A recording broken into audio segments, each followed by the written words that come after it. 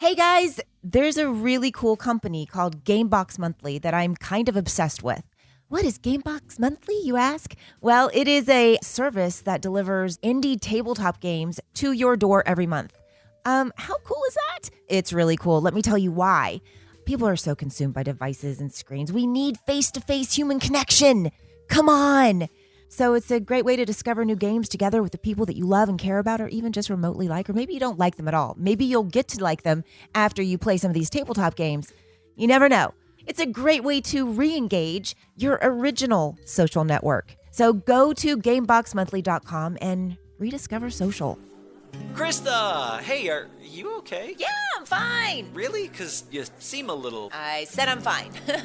Okay, well, we all love you, so if you need to talk, we're... She's fine. She's fine.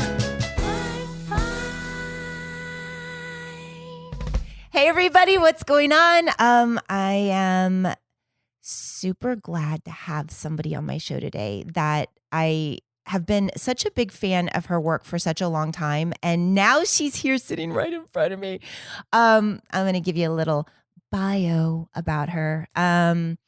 She's from Minnesota, which makes her cool already, and she has been in so many movies and TV shows. It's ridiculous. One of my favorite things that she was in Homeland, and she was the lead prostitute for the Arab dude, if you guys remember that. She also she was amazing. She was so good in it, and she's also the founder and CEO for a nonprofit organization called The New Hollywood. It was established back in 2006, and she has a great story that goes along with that.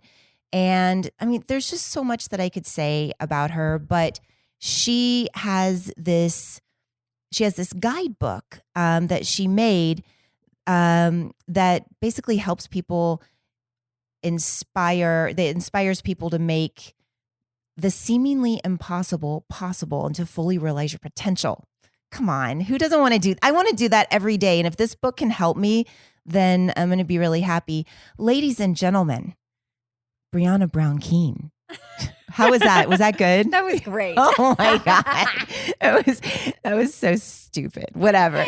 Anyway, hi. I'm really excited that we're going to do this. So we've been trying to do this for a while. Yeah. And now we're here. And Brianna has a really cute dog named Lily that's sitting here that's eating a bone. So you might hear crunching, but that doesn't matter. We're gonna get into this. Now, this is what I love about this. Like, anything that's a guidebook to make the seemingly impossible seem possible is something that I'm all over. Yeah. So just to kind of dive into, it's called Manifest Your Mission. Did I say that already? Manifesting your mission. Manifesting Your Mission. Did I name the book yet? No, but that's okay. Okay. Guys, I want to tell you something else. I've had 8 hours of sleep in the last 5 days because I've been so busy, and my brain is like a ping pong ball right now. So this is going to be fun. It's going to be real fun. I'm telling you. So anyway, tell me a little bit about this, and then we'll get into it. Manifesting Your Mission. So I haven't seen this book yet either. I know, you just got it. So I'm like, here, look at this. I haven't seen it, and we're going to kind of go through it as we're going. But anyway, so what I know about this is you started using this in The New Hollywood, and it was helping you guys achieve the goals and the things that you wanted to achieve. Is that right? That's correct. So The New Hollywood, just to give a little bit of a premise to the tongue-in-cheek name, was established in 2006 as a goal-setting accountability group, and eventually became a 501c3 nonprofit as we started doing more charitable work and also doing mentorship programs and things like that. Is it men and women? Now it's men and women. But before, when it started, it was basically for a decade, it was just women. Like women supporting women. Yes. And so there's a real emphasis in that branch. That's and then awesome. there's a men's branch as well. Okay. So, and then we intermix when that makes sense.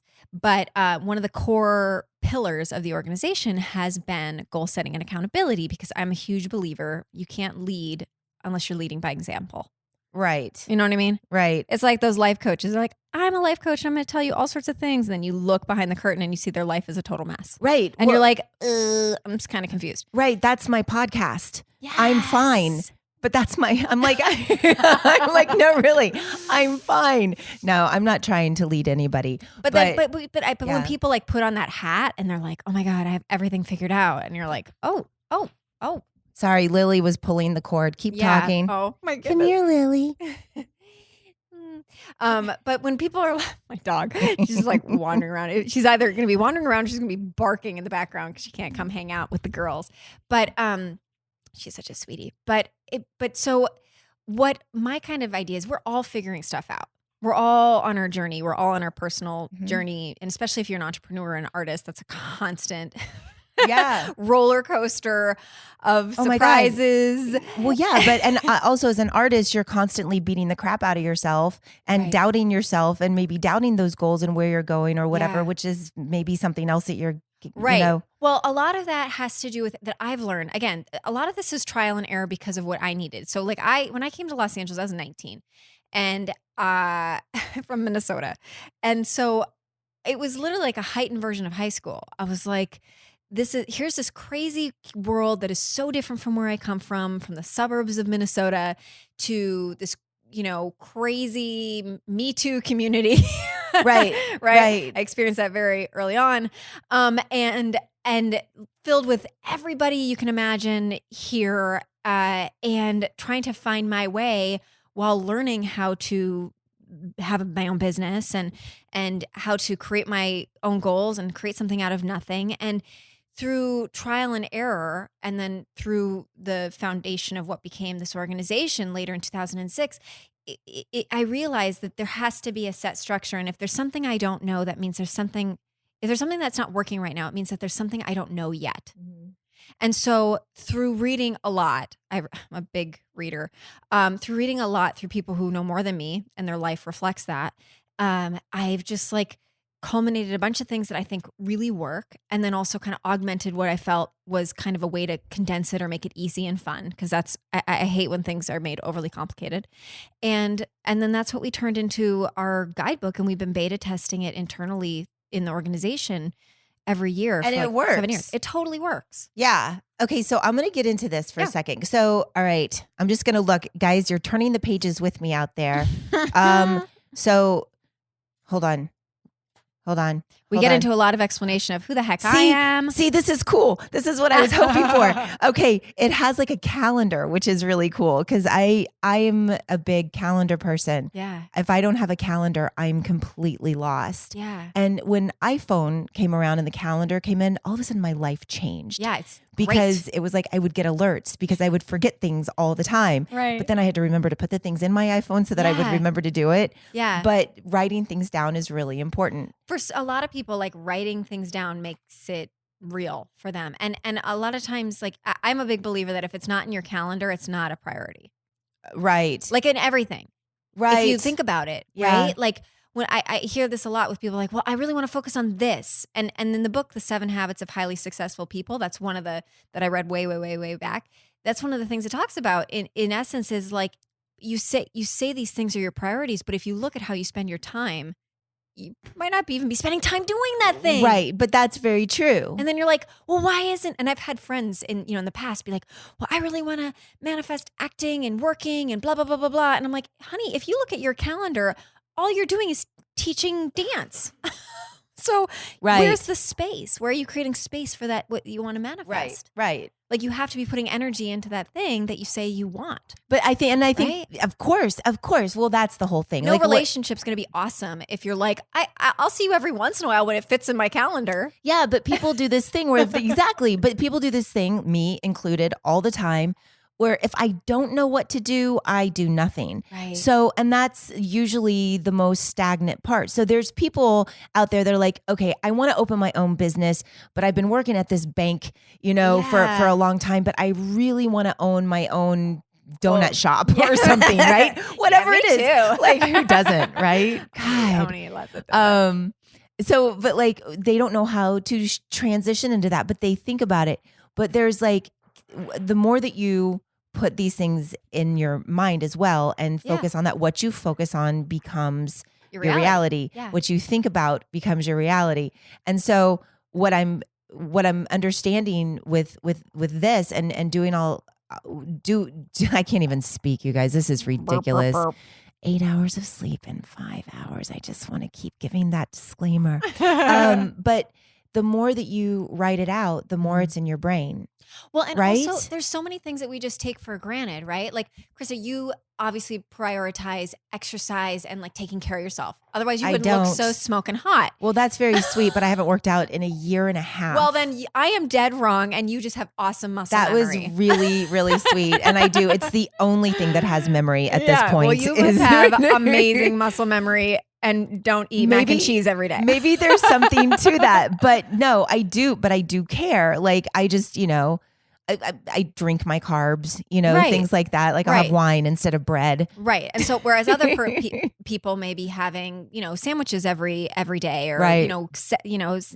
they might not be having salads or whatever, with things that are probably second nature to you by now, that you're just Right. like, oh yeah, this is how I maintain. Not that it's always like, it's not that it means Because that I you know al- what works for you me. know what works. Yeah. Right. So then it's second nature and it's a habit. You don't even need to think about it. And That's so, a good point. So there are other things that other people are doing that are total habits to them and second nature because they just know how that works well. Well, yeah, Right? exactly. And that's anytime you're starting something new, there's the learning curve. And that's Yeah. where most of us, including myself, fly Stop. off into the bushes. yeah. And I'm like, I don't want to do, like, I don't know. But the habit of it is what Right. makes you continue to go. So goals are really important. And when I think about things, goals are important, but then there's this other part of me that's like, setting them stresses me out. Right. Now, have you ever had that experience? So if I set a goal and I go by, December of next year, my goal is to be headlining at the Laugh Factory. I don't know. I'm just making it Right. up. But if that's what it is, how do you put this into things like that where people might be kind of like me and a little more of I'm a self-starter, but I'm not a self-follow-througher. Right. And You so, know? okay. So those are two things. Yeah. So the second of what you're saying, the follow througher, is a lot of it because we get disappointed and maybe we set goals that are outside of our control. Mhm. So it's like, that's a big thing. Like I say within, the organization, with sometimes when I do speaking engagements or just talking to friends, where it's like, but is this in your control? Because especially as artists, you can be like, I want to be, and I hear this a lot, I want to be a series regular on a television show. It's like, okay, cool. Unless you're testing all the time to be a series regular and you've been a series regular numerous times over, probably not in your control. But what you can do is have a really strong habit so that you are having really strong results in your feedback, in doing a great job. Right. And so that is in your control. Now, that's not saying don't have the intention and not having the visualization of what you want. That is key too. But those are two separate things. Because if you're constantly setting goals that are outside of your control, or there's like 100 people that have to decide if that happens, then you're more than likely, you're just going to be disappointed and then beat yourself up and then not be motivated to keep taking risks. Right. Right. So there's twofold. I'm a big believer in visualization. I'm a big believer in setting intentions. But when it comes to actually goal setting, it's like, cool, what do I have control over? What am I going to do? How am I going to consistently be putting energy toward creating more connections with comedy stuff, to having a habit, X amount of days a week for X amount of time I'm writing material. Do you know, this is really interesting. So I'm going to share a story that so last night I did stand up for the first time, probably in about a month and a half. Yeah. And I'm doing it because there's a show, there's a bar in Studio City that wants me to start a comedy night, to start hosting. But, I haven't even done 10 shows yet. And I just get up when I can.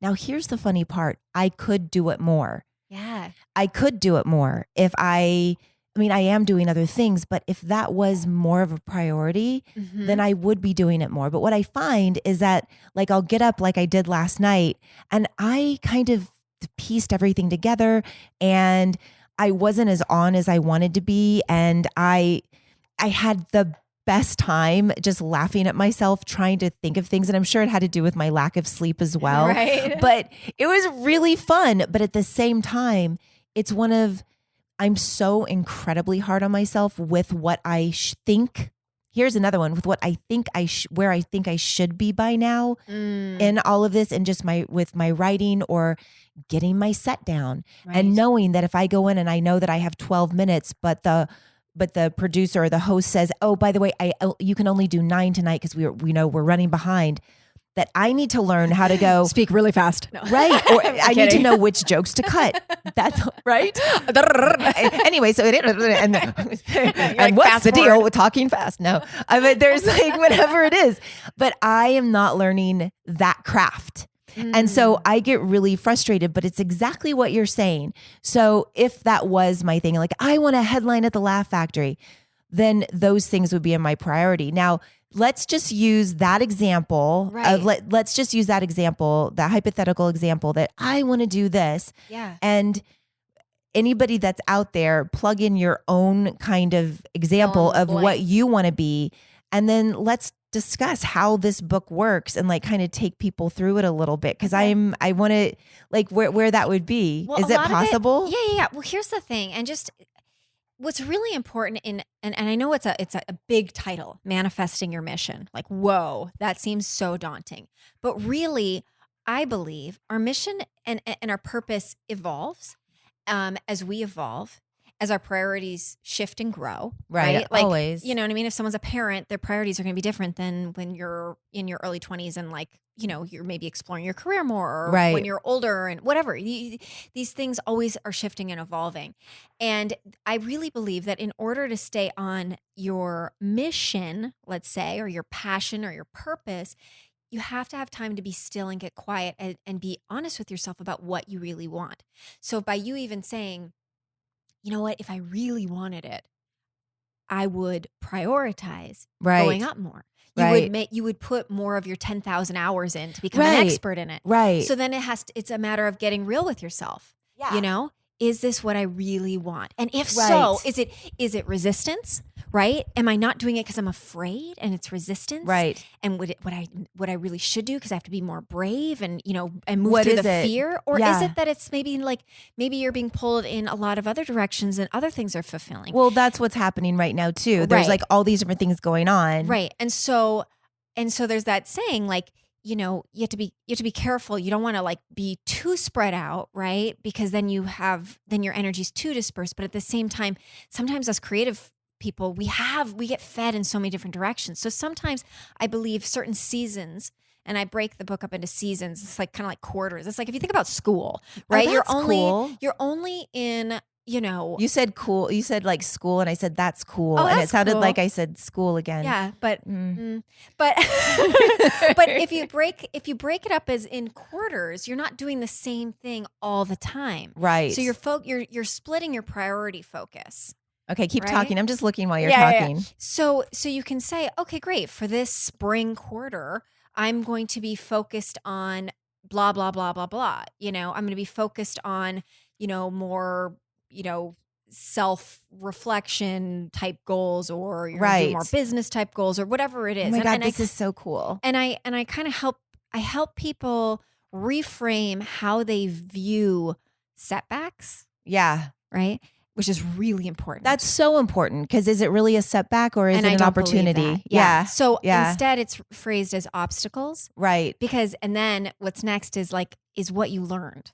So over time you realize, oh my goodness, this thing that I thought was such a horrible obstacle in February, you realize maybe in July that you grew from it, and you learned that, you know, you need to speak up and set stronger boundaries in relationships, let's say. Right. And your next relationship is more positive because you're changing your habit around that. Well, that's the most important thing. This is also basically about changing habits. Like changing habits. It's changing habits. Simple things. Yeah. And taking the time to reflect on what you're doing, because so much of what we do is going in autopilot. And then also when we're feeling overwhelmed, or we're feeling scared, or we're feeling, you know, depressed or anxious or whatever, we go to usually the same sort of vices or things to feel better. Oh my God, that is so true. And waste time. Yes, that's so true. Do I need to have an argument with this crazy internet troll about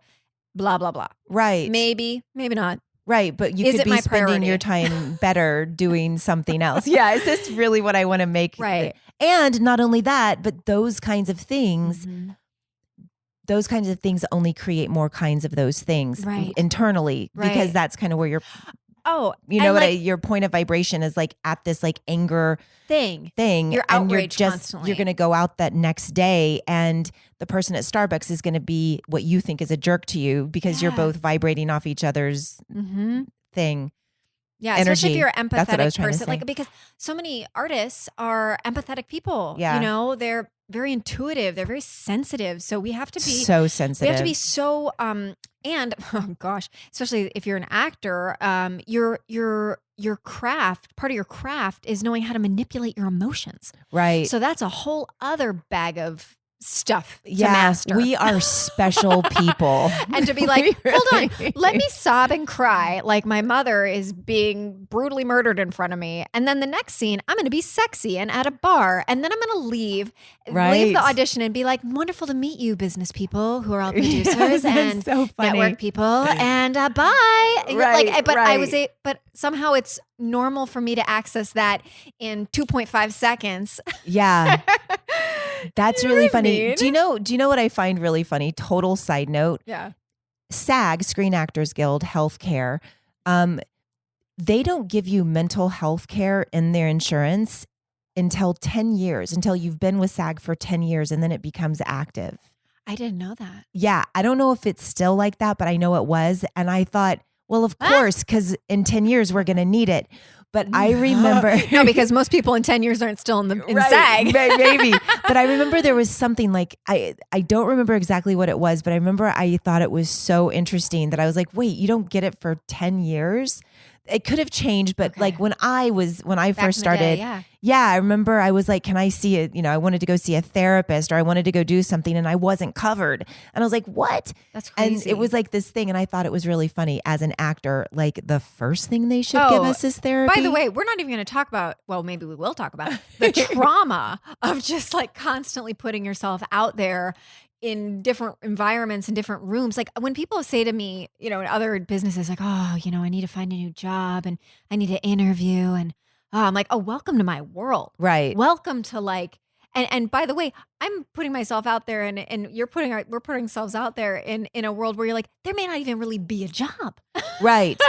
Right. This character might actually be specifically written for this creator's friend. Right. It's contingent on so many different things. You could be the most they may awesome make it person. a man, Yeah, exactly. You're like, oh. Oh my God. Thing is that times have changed a lot over the past couple of years, just in terms of all of that stuff, which is what one of the things is. Like, you can look at these as like setbacks, or you can look at them as opportunities. I got to dig into my writing, and I got to dig into, what do I want to do? So if things aren't as active in the acting world as they have been, and the indies aren't paying as much as they did, They're definitely not paying as much as they once and did. and the networks are hiring at a different place, which I love the diversity that's happening with everything, but it's affected me financially too. Like, it doesn't make, but you know what I mean? Yeah, Like, well, but that's part of the artist's journey. It's never consistent. Never. But then I look at other friends who are so doing great right now,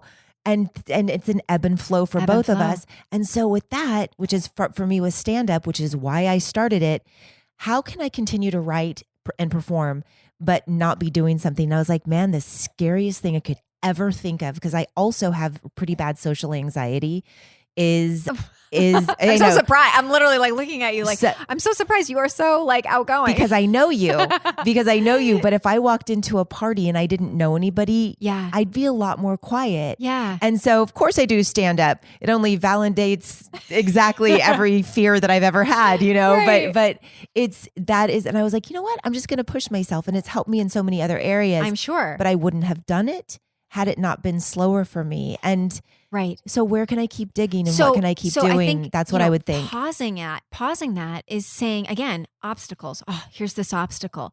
And if you take a step back, oftentimes the things, like I know in my life, and I really encourage anybody who's like really wanting to like, manifest their mission, or, look at goal setting, Yeah. is to look back and say, I say that with like tongue in cheek, but I also am like, for real, is that like I'm like, do it.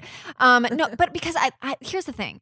The reason I wrote this book is not because I plan on making tons of money. There's not a lot of money in selling books. Let's be real. Right. But it's because I hope you do. well, I do too. That'd be lovely. And but it's mainly because, and I write that in the intro, is because I really feel passionate about supporting people, Yeah, socially you conscious do. storytellers and change makers and people who want to add value in this world.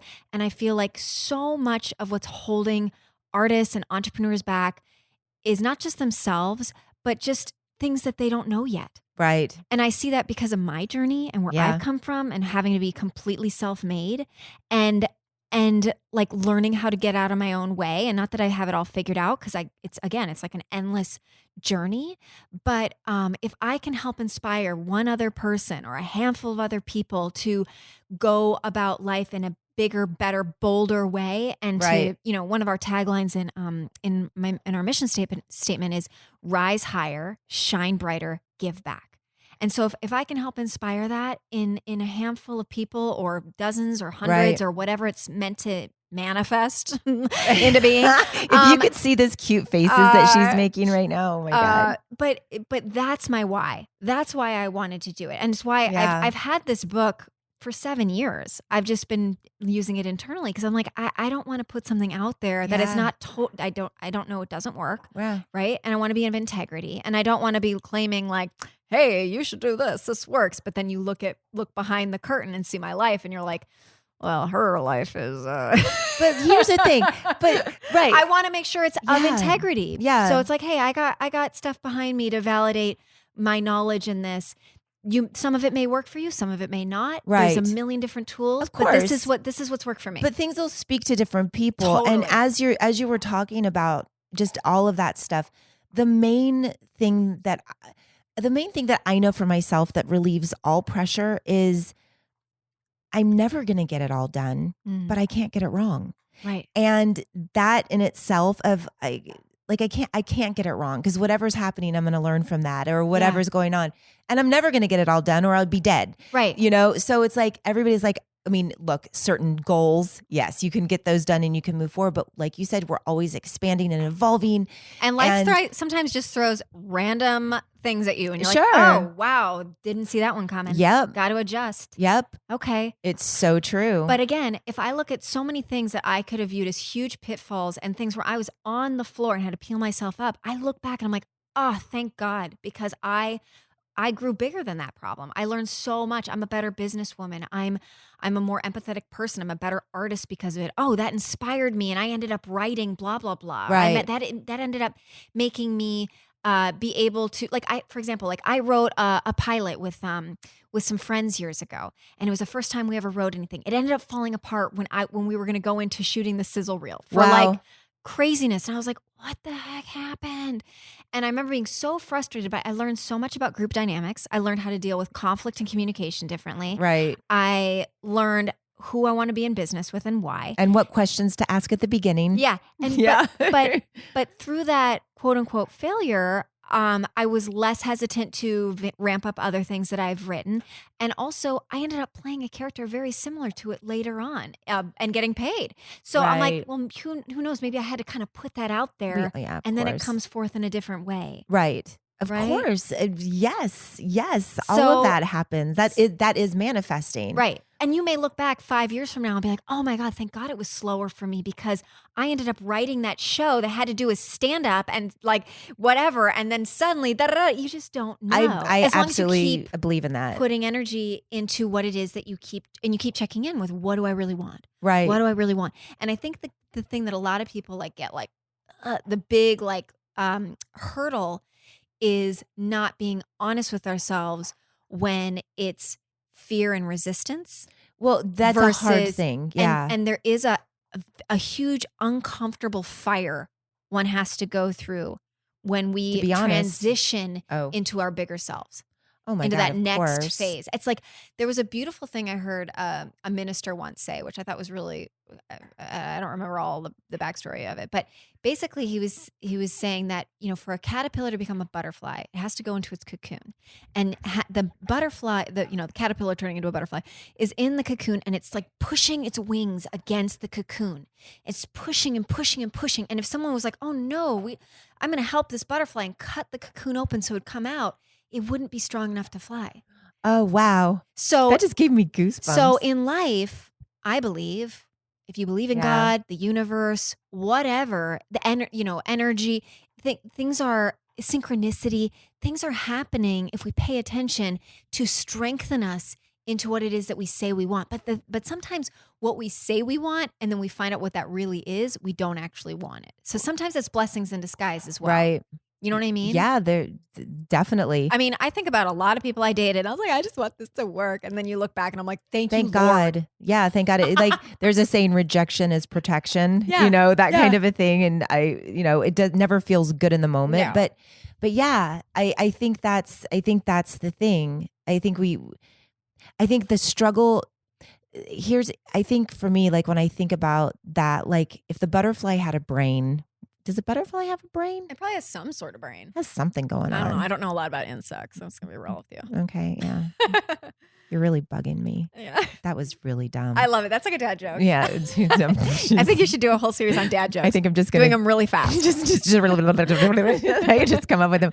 But if the butterfly had a significant brain and could think about things, he'd go, you know what? I'm just going to chill. Like I know that this is going to, like I'm in this thing. My wings are growing and it's like pushing out, and maybe not struggle as hard but you don't think, but I think also the butterfly, I swear I'm not stoned, you guys, but also the butterfly also isn't going, the butterfly isn't freaking out. The butterfly's not like all the other butterflies are flying. They're not comparing to other butterflies. They're just like, I'm in a fucking cocoon and I need to get out of this. And I need to figure this out. And they're like, this is going to be great. And then I have wings growing. Yeah. They're not like regretting that they got in the cocoon. They're not sitting there thinking back about all their little caterpillar days. Yeah. No, they're not. They're not. They're like, when I was a caterpillar, I remember the good old days. Yeah. I just remember climbing. I could crawl out of an apple. Is that a worm or a caterpillar? Maybe both. Maybe it depends on where the apple is. Who knows? Who knows what it is? But he's not thinking about that. He's not beating himself up. Right. But then, he's not beating himself up. But then if you look at our culture, it's so hard not to compare. Exactly. You go on social media's highlight reels, and everybody's got their highlight reel. I mean, it used to be back in the day, I'm dating myself, but back in the day, you would find out about the rich and famous through a magazine, and that's it. Or maybe a nighttime interview. Or lifestyles of the rich and famous. Remember something that? like that. But now it's almost like not just everywhere, but like every celebrity they have a million different outlets that you can reach. And then everybody else feels obligated who is not in that to also put out their own highlight reel. Well, yeah. So but it's that's like a whole different world. culture now. Well, thank you. Reality TV, Kardashians, thank you. All of that it becomes an entire thing. And where it's people created are comparing. more depression and anxiety, and young people like feeling awful about themselves because they're not invited to some party, or they don't look as good in a bikini. And they see it everywhere on social media or whatever. Yeah, and they're constantly being compared to what their life should be instead of living their life. Well, you can't even go. You can't even go on Facebook without seeing like 18 million things to make you younger and skinnier. Yes, and which is a whole other thing. Them all. And they all don't work. Not a one. No, except for the butt thing. There's a butt thing that works. Oh, I bet. Yeah. But I do think that that's also a thing of, and I remember because I'm also a chair ambassador for the National Women's History Museum, and I was talking to Joan Wages and some of the other ladies who helped form this organization, a museum, and I said, we as women, we have the responsibility. We get to rewrite how we choose to view aging. We do. For men, they become more distinguished. There's a wisdom to it. And for women, we've allowed our narrative to be written for us. you know? And it's like, why not that why can't there be more of a wisdom and a distinguished and a sexiness and a power to becoming a woman? Why are we allowing that being a girl who's not yet fully formed? I mean, our brains don't fully form until we're 25 years old. Right. Why is the epitome in beauty and in fashion between the ages of like late teenager, which is still technically kind of a child, to mid 20s? Right. That's not okay. Right. We get to rewrite that. Right. You know? And I'm not saying that maintenance isn't important and, you know, taking care of ourselves isn't important, but to what degree? Oh God, that To is what like degree? a whole thing. You I know? mean, that of course that's a whole thing, and especially being in Hollywood. But where it's worse for but yeah. but there's like a whole thing. But like you said, just even across the globe, right? Right. It is that. And it's messed up because in certain like I in certain cultures, they like in Japan. I mean, I remember reading this that like in Japan, like a lot of the fashion magazines wouldn't even be of Japanese fashion of models. So what are they being told? They're being told, oh, you need to have that eye surgery to be enough. You need to look like this other culture. What is Right. that? What is I know. that? So again, and part of what, again, like I think in, you know, setting goals and manifesting your mission, all these things is like, okay, how do I get out of being a victim to this? And how do I get to be like, this really bothers me, or I'm really passionate about this, or this isn't right. And then using that as fuel to turn it into purpose, Right. you know? Right. But Whatever that is for each of us. I agree with that. And here's as you were talking, I was like, God, I have a lot to say about this, but what, like I was feeling something, and then I was like, oh, I know what it is. There's never been a time in my life that I haven't obsessed or focused on something, whether it was something I didn't like about myself or something I wanted and that I didn't have, and I would beat myself up. There's never been a time in my life that I have obsessed about that and it didn't become more prominent in my life. And so when I think of things like, yes, we can rewrite it, but it starts with our thoughts. Yes. And it starts with, I'm beautiful. I love myself. It's about loving, it goes, Right. it's a totally different thing. Like you can look at it, like not you, but people Yeah. can look at it on the surface and go, this is what is happening. But the more you focus on it, the more it is going to appear. It's crazy, but crazy. it's true. It's crazy. And I have been there as well. And also we are in an industry that there is so much value put on it. Right. And it's so easy to objectify and dismiss someone's talent or the other things they have to offer strictly based on something superficial. Of So course. how does one not, we're going back to SAG, we need to make sure we have health insurance for mental stuff. Again, how do we not, I mean, how do you not have a lot of trauma around that when so much of your, not just your ability to make an income, Right. but which that blends into your self-worth. It's not like you're like, oh my gosh, I'm selling these cups and this glass cup is so great. And here's why it's great. And someone says, I don't like the shape of it. And you're like, oh, okay, well, I got enough people saying they don't like the shape of this. Now I'm going to go fix the shape. I mean, but at a certain point, you're going to have so many conflicting views that you would constantly be altering yourself. But this is what, yes. You're like, and now I'm this, and now I'm that, and now I'm But this. if you're and now I'm-" running story from the beginning, if that person's running story from the very beginning was, I don't think I'm enough, yeah, then they are going to have gonna 20 view different that. people coming to them saying, I think you should be this. And they're going to, because and they're their going to internalize resistance it. Yeah, is on that other side. So at the end of the day, like it's not easy at all. I struggle No. with it every 3 seconds probably. But like at the end of the day, it's like about loving yourself and focusing on, okay, I'm going to think a better thought here. All right, maybe I don't feel so great about myself today, but you know what? I feel a lot better than I did a couple of weeks ago. Or, Yeah. you know what? I've been here before and I've gotten through it. Well, that feels better than I suck. You know what I Yeah. mean? And you keep getting to these places.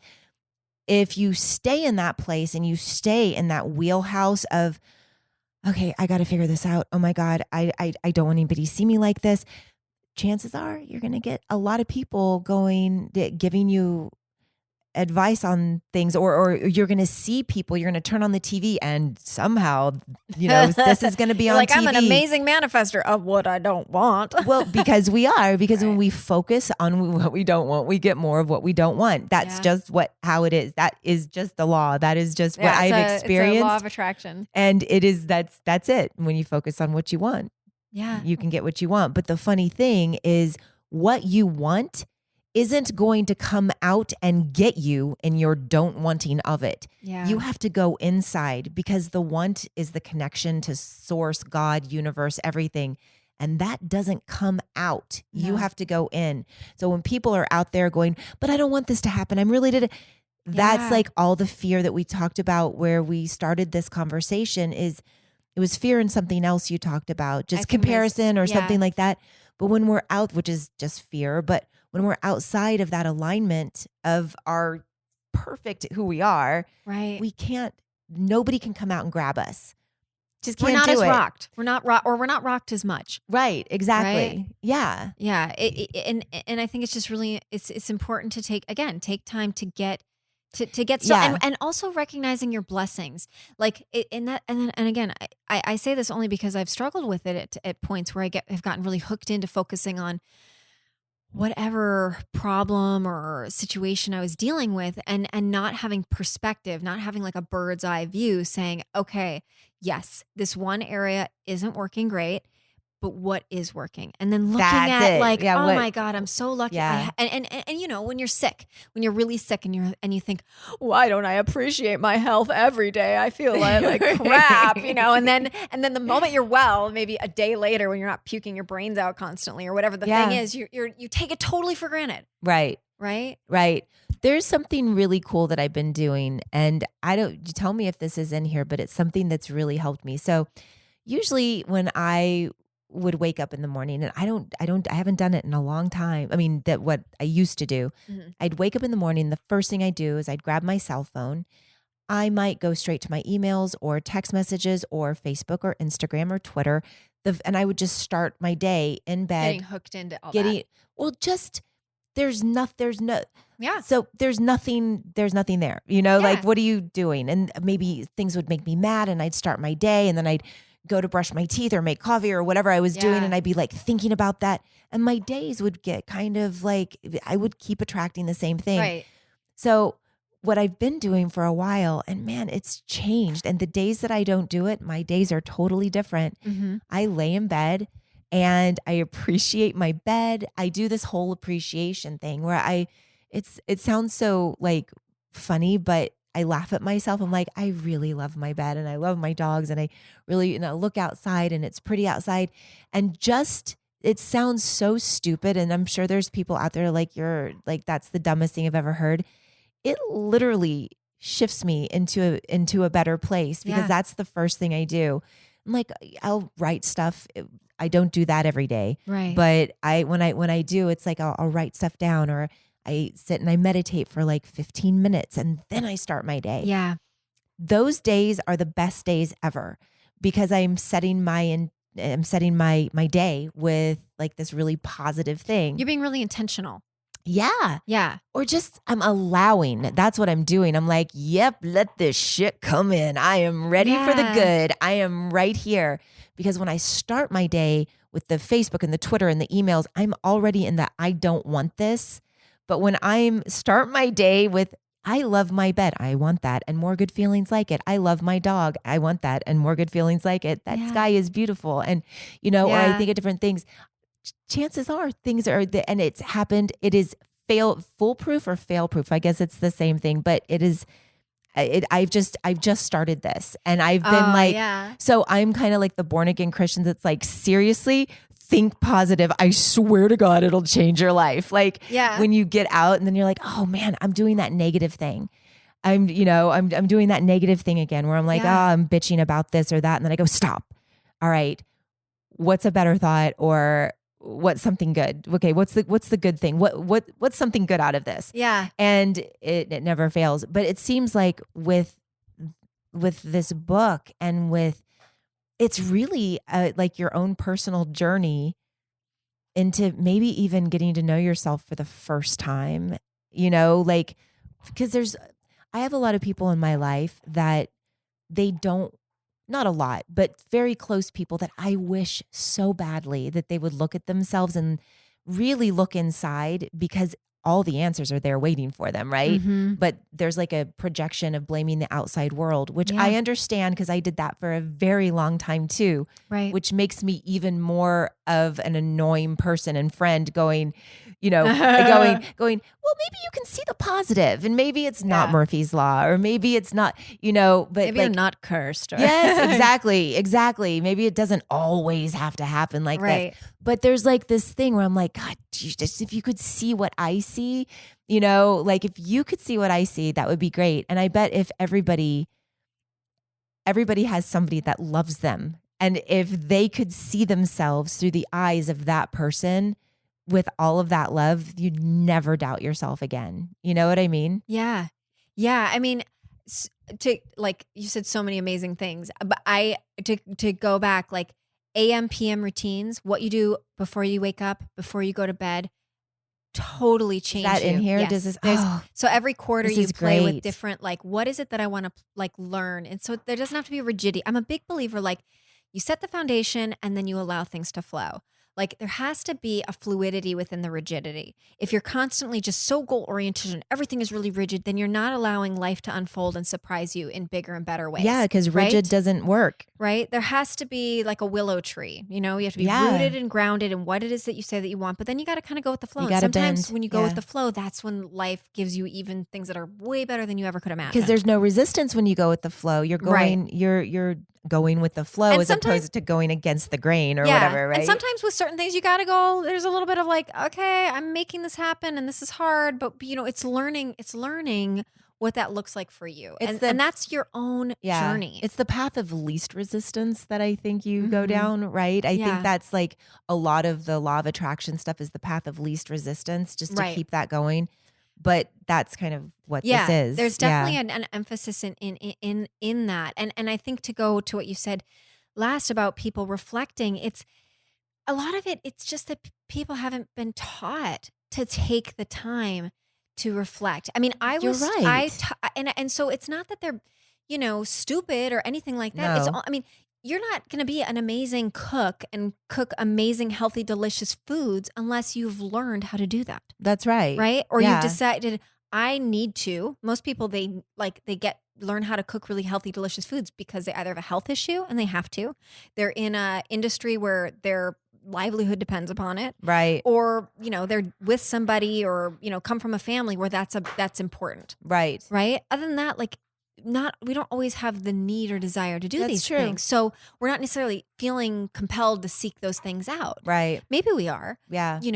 but only through practice It and is. sucking at it sometimes and making that failed meal that had way too much salt or whatever these things are, and Yeah. the souffle the fell or whatever these things are that's made out of like avocado and This cacao. sounds like a personal experience. Well, I'm just saying that, You know, I'm using an example that cooking is something we all can relate to. Yeah. Right. Yeah. But the way in which all of us go about doing it have different results in how our bodies feel. Right. Right. And there's no one right or wrong way, per se. Right. So I think the same is true with people looking at if only they would look at this part of themselves. Well, a lot of it's sometimes just giving someone permission to be like, hey, let's take the time and let's work through this together. that's Let's go like- take that yeah. class.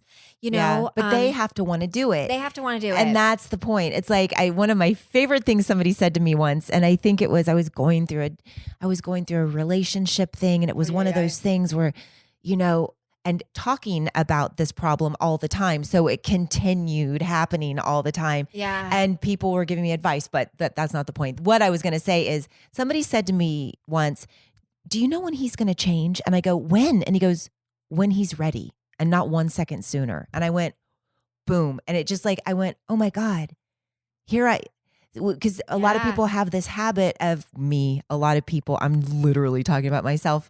I always go, can I save you? I'm going to save you. I'm going to save you. I'm going to save you. Instead of looking at, you know what? You save yourself. I got to save me too. Yeah. There's a lot of stuff that, that I want to work on within myself. but I still I'm working on this, by Yeah. the way. It's still a thing. But also to give so you're not so hard on yourself. It's never been easier in our culture for people to choose and have tools to work on themselves.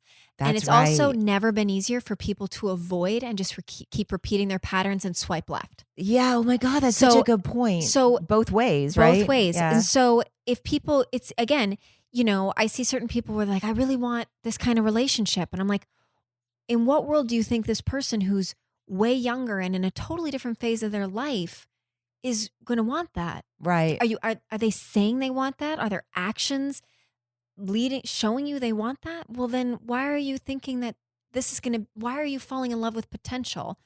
Right. I get that. I did that in my 20s over and over and over and over and over again. Yeah. And some people are capable of living up to their potential, but a lot of people aren't. Right. So what am I seeing? Are their words and their actions aligned? Are they a hard worker? Are they smart? Do they work smart? Right. When shit hits the fan, are they willing to fight for it? And are they willing to reflect and take responsibility and grow? That is all of those are so important. And if not, then they're just going to keep having the same sort of relationship with a different person. Well, it's that no matter where you go, there you are. And Right. that's exactly what it is. Some people even move. They go, I can't handle this anymore. I'm going to move to Minnesota, or whatever it is. Like, I'm leaving. I'm done. I can't deal with this anymore. I'm going to get a house. I just want to start a new life. But if those internal things aren't, I hate the word worked on, but like recognized and there's an awareness and an acting on awareness of those things, you're going to go to Minnesota and that same relationship is going to be there because the belief system is there. You know, that belief system that probably isn't even yours to begin with. It's that weird thing that keeps people back. Well, and if you think about it, most over 50% of all marriages end in divorce. So what does that say? That says like that it's a constant journey of learning how to be a great partner and being consistent and making that person a priority, making your relationship a priority, learning how to be a better and better person. And if two people aren't both willing to do that, then more than likely it isn't going to work. Well, and that's the thing too, though. And so what the commitment is. It's not easy. And then I meet Prince Charming and then we fall in love and then everything's easy. Like that's nice if you're in denial. Yeah. I mean, but you know what? But I also think it's where we are in our lives, wherever we are in our lives, whatever we're thinking. I know that there's like a thing that I've said sometimes on this podcast, and I've had some friends that got actually mad at me that said that was not like that. It's just like so passe. I don't remember the word, but it was like, it's just not taking accountability. But I was like, a belief is just a thought that you keep thinking. Mm-hmm. That's it. But I've had my friend Charisma actually got really mad at me. But when I was talking about myself or her or whatever, I think even in our private moment, like when we were just having girl talk at our house or, whatever. And I was like, yeah, but the belief system is so strong. What we believe we can accomplish, what we've learned from our parents or from society or what we see outside and what we're comparing to, all of a sudden a belief can creep in. Yeah. It can start when we're babies. It can start when we're adults, whatever.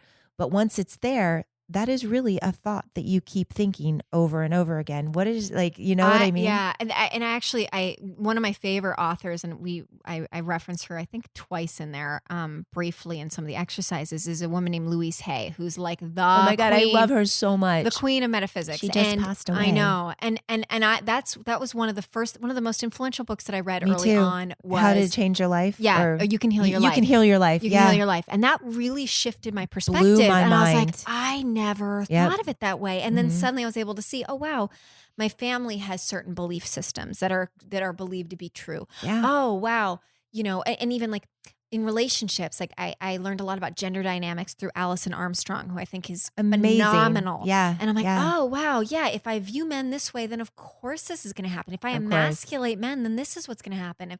If we're these things that you're taught, again, it's just whatever you're taught. Yep. And Julia Cameron from The Artist's Way. Yeah. That was a big book. I got that when I moved to LA. Book. for me. And that's actually what spawned spawning something. But that's spawn. Yeah, I think when I say spawn, I see like some like creature in a horror movie or something. But that I'm like running away from. But what was kind of the beginnings of what turned into the New Hollywood was that I facilitated unofficially. Unofficially facilitated leading artist way groups with some of my friends. Oh my and God, my that's manager's amazing. clients. I wish I would have known you back then. I basically was like, I know I won't really do it on my own, but I will Gotta be be damn accountable. sure that this whole group will. Yeah. And that's how I started. And then I quit doing it because I had a couple bad experiences it was interesting because I had a That's the co-ed group. Group dynamic. Yeah. And it was weird because I had a boyfriend in it, and then he suddenly got weird and he must have hit resistance or something. But like he just got really defiant. And I saw that like when one of the men shut down, all the men shut down. And then it was suddenly really bizarre. And I didn't have the tools to handle all that. Right. And he just needed to go from my life. But I didn't know that at the time. But so later I took a pause from doing anything like that. And it was our friend, Juliana Dever, who said to me, Who's amazing. and said, will you help me with this goal setting book? And I said, yeah, let's do it together. So we sat down and we did it together. And then I had to go shoot a movie in Romania. And our friend, Rachel Leah Cohen, she Another jumped amazing in. Person. Amazing. She jumped in and we kind of started what was the beginnings, and I opened it up to a handful of other women. And that was the beginning of what turned into the New Hollywood. Yeah. I knew, and again, it wasn't one of those things that I didn't know, like, I'm going to start a non-for-profit organization and it's going to be women supporting women and we're going to eventually have men. It just grew into what it was supposed to be. It just kept evolving. Just like we do. Just kept evolving. And then suddenly the mission of it, manifesting your mission. No, but suddenly the mission of it, right, became more and more clear. Yeah. And I was like, this is what it's supposed to become. Yeah. Got it. Yeah. Because your work, you didn't even know what you were doing. I didn't know that intuitively, but it's also interesting because I remember years ago, I was 14. I was going through a really rough time. And I remember being in the car with my mom, looking out the window, and I said, Mom, I'm going to be an actress. Now, mind you, I did not get into any of the middle school plays. Right. Because I was so shy. I had the pages in front of me and you were supposed to like sing out in front of everybody. I was the same way. And I couldn't do it. And I never made any of the middle school plays. I hadn't made any plays. And I said to my mother, I'm looking out the window while we're driving in St. Paul, Minnesota. I said, Mom, I'm going to become an actress. And she's like, and her looking through the rearview mirror, like, oh, okay. And I said, I'm going to become an actress because actors can be more powerful than politicians. Really? I said that. It just came out of It just came out and I was like, well, I don't even know.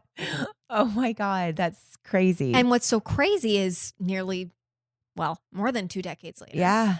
I have worked consistently for nearly 20 years as an actress. I have formed a non-for-profit that's been going on for 12 years.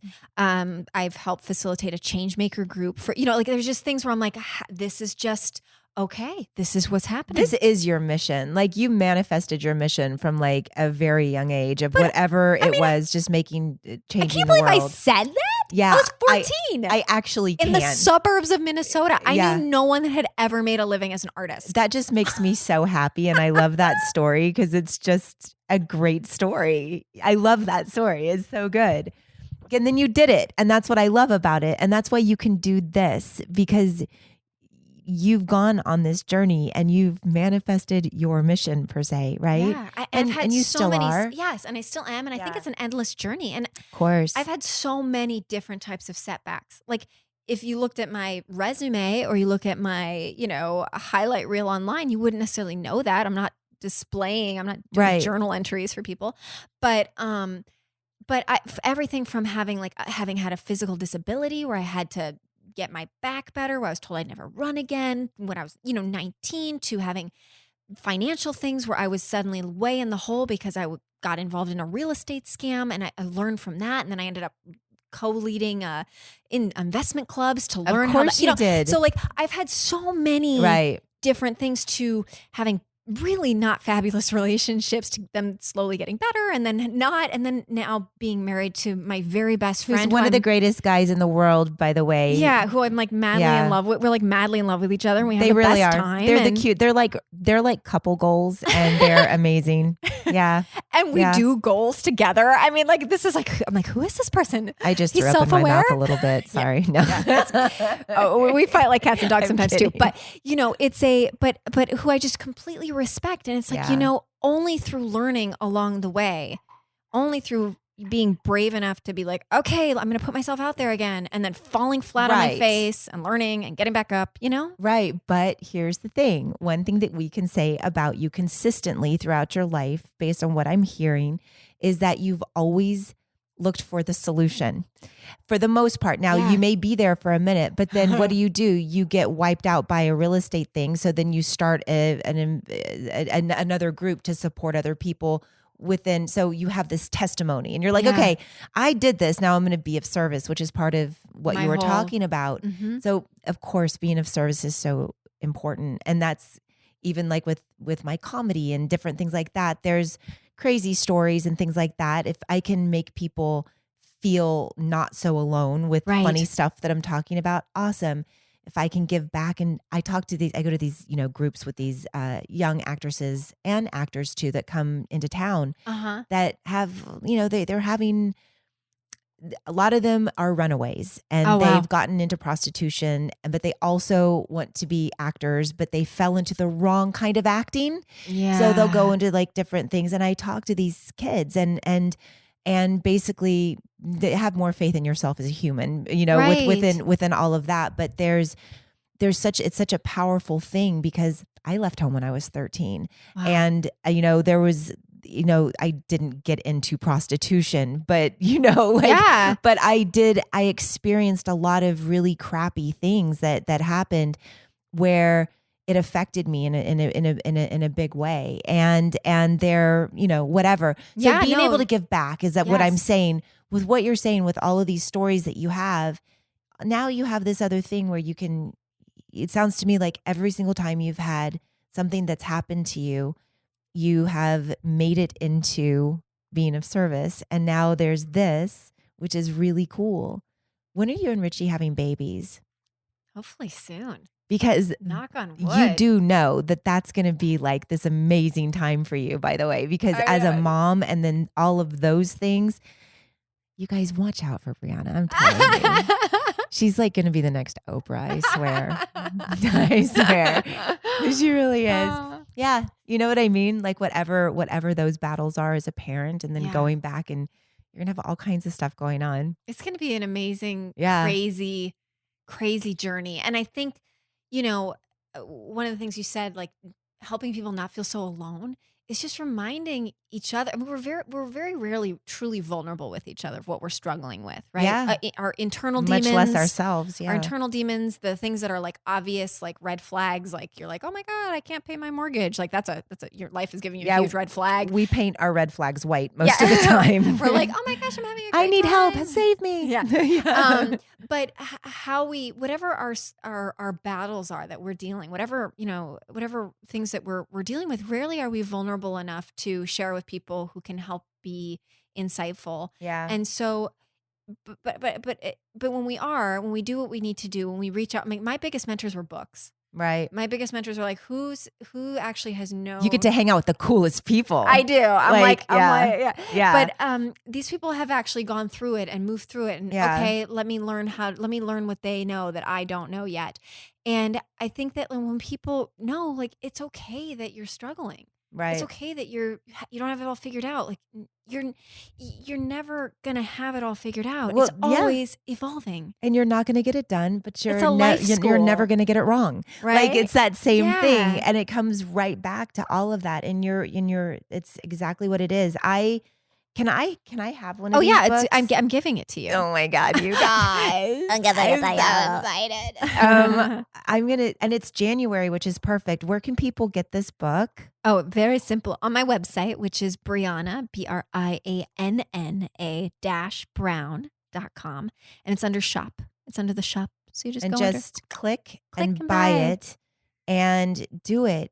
So yeah, like I would challenge everybody out there, if other people get these books, and then you can can people reach out to you too? Like, do you have On social media. Yeah. on social media, Yeah. you can talk to Brianna, and if there's something there, where can they find you on social media? Oh, right. Well, I was late in the game on Instagram, so don't hate me, because there were people that were pretending to be me from when I was on General Hospital and stuff. So I was like, oh, wait, I'm not at Target right now. Why are you posting that? So on Instagram, it's Brianna.Brown __. And then on Twitter, it's Brown Brianna. Okay. Yeah. All so right, it's not consistent. I know. Just know. Know that we know that you know. I know. And But if you go to my right. website, Brianna-Brown.com, it's all on there. Okay, so do that and reach out, because Brianna's super inspiring and awesome, and she's kind of pretty too. So Thank you. anyway, guys, thank you. Check out Manifesting Your Mission and follow Brianna and do this thing. I'm going to start it. So if you guys start it too, we can all start it together. And then by next year, It's for the entire year. So it's for the entire year. It's January. We just started.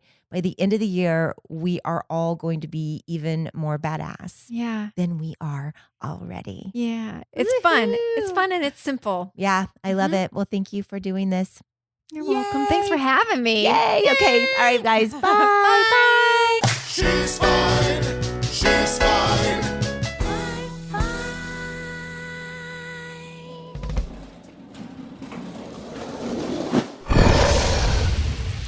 It's Dragon Wagon.